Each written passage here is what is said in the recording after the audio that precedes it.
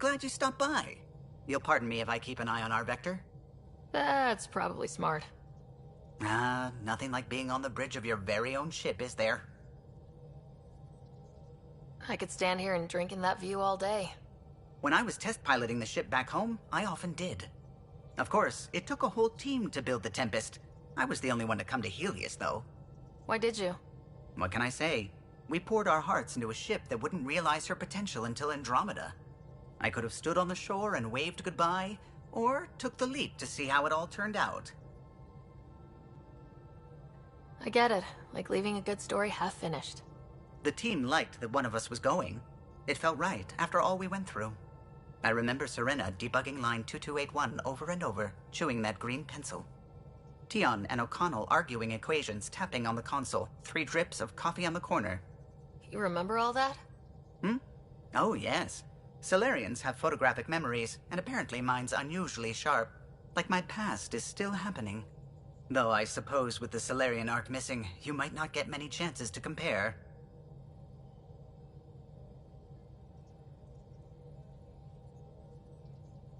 Did you hear anything about the arc back on the Nexus? Not a peep. Isn't that strange? You'd think there'd be something. Not that I dislike your company, but it's lonely without other Solarians.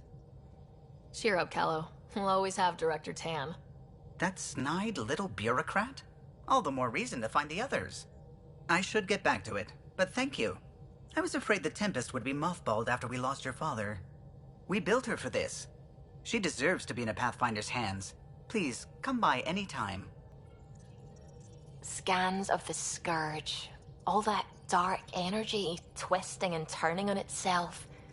It's splendid.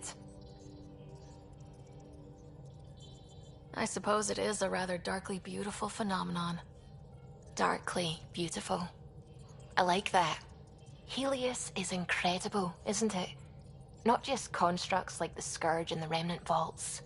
Just all of it. So alien. A constant reminder of the divine intelligence behind all creation.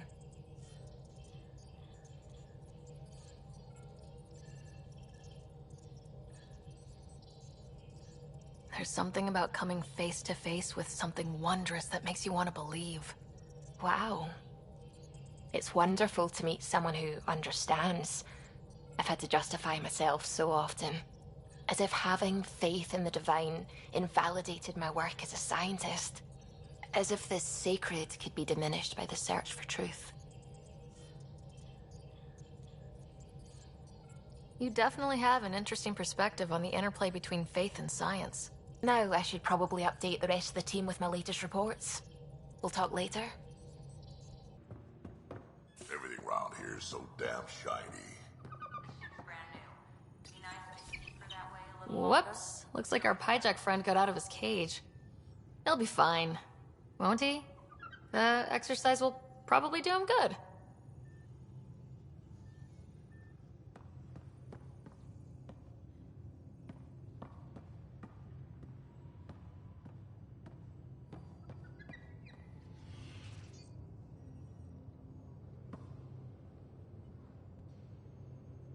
Ryder, you meet Spender yet? Colonial Affairs, the ass in Assistant Director. Got no idea why Addison keeps him around. Spender lied to the Krogan during the uprising, and he's had it out for cash ever since. He's up to something. I just can't prove it. We should pay him a visit on the Nexus. What's it like to have Kesh as a granddaughter? Kesh is my Rushan, child of my blood. Raised her myself. Damn proud of her too. She did good, even with me for a granddad. She's honest. Definitely blunt. She had to take after me in some ways, I guess.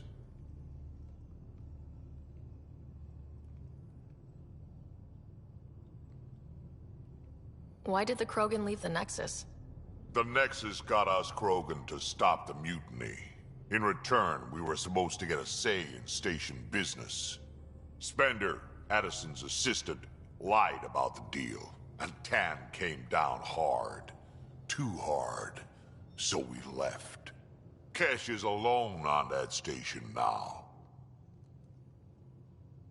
You think someone might try to hurt Kesh? Huh. More like she airlocks Spender. Or he tries to stab her in the back, and then she airlocks him. Can wouldn't listen to me when I told him Spender had a part in the mutiny. I had no proof. So what's my part in this? Things need to get sorted out, and my clan needs to get back on station, without Spender messing things up. Way I see it, you're probably the best one for that job. We can talk more later. Sure. Hey, one last thing. Yeah?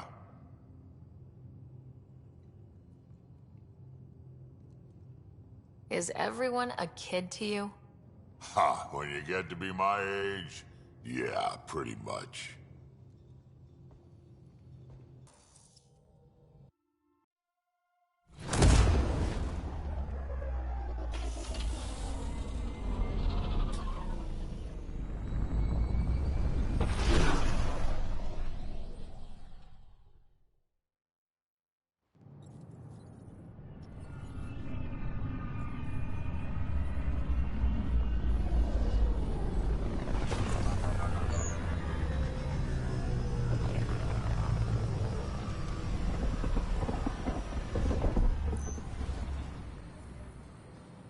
Harry, what's happening with Scott?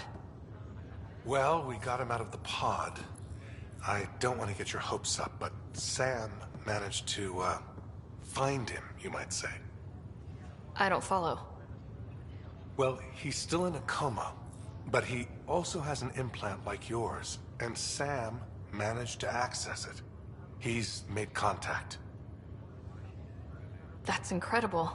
He's okay? Vitals are steady, but I'm letting Sam take the lead on this one. Though in a coma, Scott's mental processes remain intact. So is he okay? You can ask him yourself. A moment while I establish a link with his implant.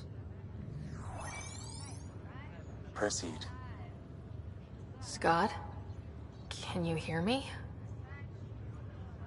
Is that you, sis? I don't understand. What's happening? There was a problem with your stasis pod. You're in a coma on the Hyperion. Do you understand? Wow, really? How are we talking? Sam linked into your implant, but they say you're stable. You're safe and sound in the medbay. Guess I'll take your word for it. I can't feel anything, but I still hear you. Is Dad okay?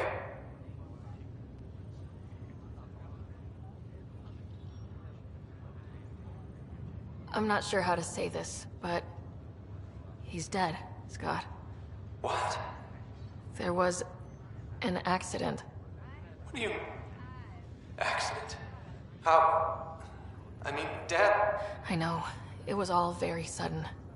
Nothing anyone could do. I don't believe it. I'm sure he'd want to be here now. Did we at least find home? Dad kept talking about how amazing it would be. Just wait till you see it. It's amazing. Even better than the hype. I hope Dad got to see it. He did. I should be with you now. You were never one to quit, little brother. A nap won't hold you back. Yeah, I guess so. Dad would want us to push on. So would Mom.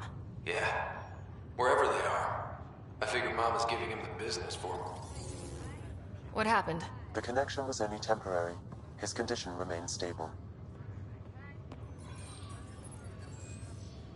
Sorry, it seemed better than nothing. I'll keep you posted, promise. Thanks, Harry.